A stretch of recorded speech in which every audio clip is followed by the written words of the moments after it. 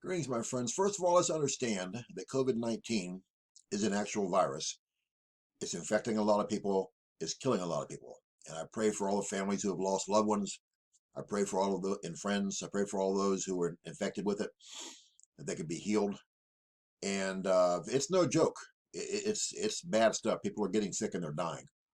But understand this as well, that the regular flu that hits every year, as I've said many times, infects a lot more people and kills a lot more people, but we're not hearing about that. For some reason, the governments of the world have decided that COVID-19 rates locking the whole world down, ruining the global economy, and making everyone basically prisoners in their homes or their neighborhoods with very few places to go and very few rights. Has anyone noticed that since they've been trying to open up states within America and other parts of countries in the world, that now the world's leaders are saying that the COVID-19 virus is really taking off and it's really getting scarier, and they expect it to last for years now, and they expect it to be terrible. They're saying now, as the video title says, and I'll pull this right off the news, that experts are now saying they expect this COVID-19 to rage until it affects 70% plus of the entire Earth's population. They're saying now that the vaccination is not going to be enough. They need more to get rid of it. What is more? Is more the mark of the beast? What it's morphing into? Is that what's going on? And they're saying that people in the White House are sick, and people in other governments in the world are sick. So how can the worlds open up their governments, open up their stores? And people are getting shamed for going out in public without masks, or for trying to open up their businesses and trying to serve people. They're being shamed, and I've heard businesses have shut down because of that, and just all kinds of stuff going on, and people have just lost their minds. They're terrified. They're cowering in their homes, in their apartments, and wherever they live, and they're hiding. And the governments are it seems like the governments are just pushing to keep people inside their homes while the entire global economy collapses. And like I've said, the experts say for the first time ever in the history of the world that they expect a global Great Depression in 2020. So many things expected in 2020. They don't want to open up sports teams in 2020 or concerts. They don't want to open up travel. Read an article online. Again, the media is always complicit with the governments of the world. The media is saying now people don't want to travel. There's no such thing as a safe vacation. They're saying that plane rides are going to be horrendous for the very three varies of distant future. And half the people in the world right now are saying they will never go out in public again in large groups because they're afraid. Donald Trump's wanting to come out now and talk about possibly giving people a loan on their future Social Security benefits because they can't afford to give a whole lot more money. So they're trying to keep everybody at home and from working.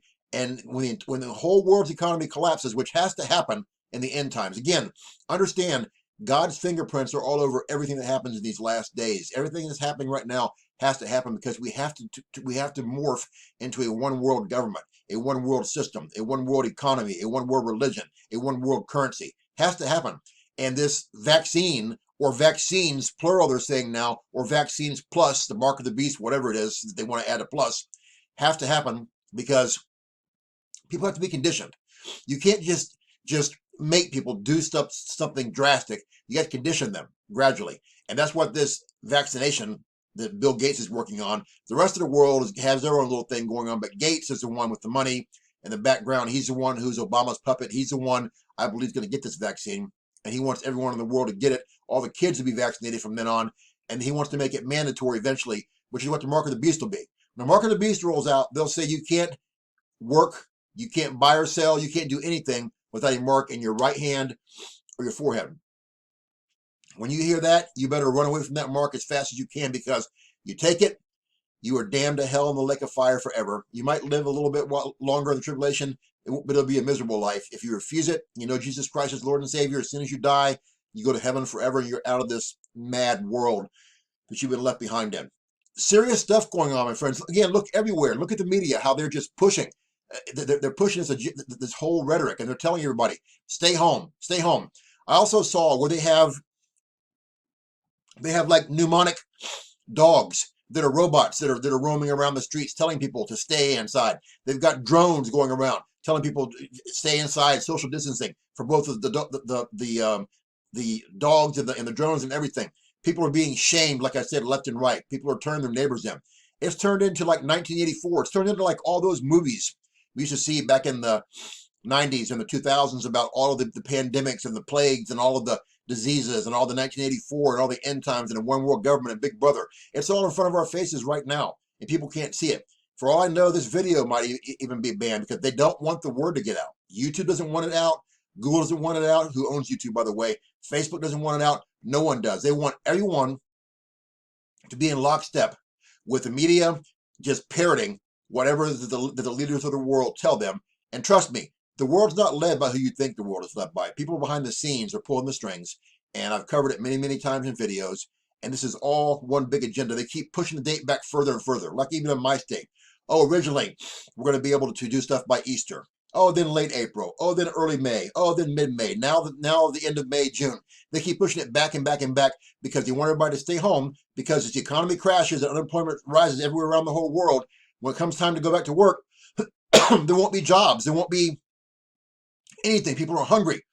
They're thirsty. They don't have food. They don't have anything to drink. They don't have clothes to wear. They don't have a roof over their head. They don't have money. They don't have a car, a job, nothing. And they want people to get hooked on a system where you end up getting welfare, first of all, like a universal basic income, drawing off Social Security like Trump's talking about, whatever.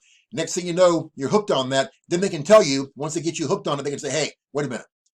You can keep all these benefits, these freebies, and just stay at home and chill, but you have to take this mark on your right hand or your forehead. And it's coming up, my friends, and the Great Tribulation, the Tribulation are near, because the rapture is even sooner. After the rapture happens, we're out of here. Anytime after that, I don't believe it'll be right away, but anytime after that, the tribulation can start. All hell is going to break loose on this earth for 7 years. It's going to tear this planet to pieces, my friends.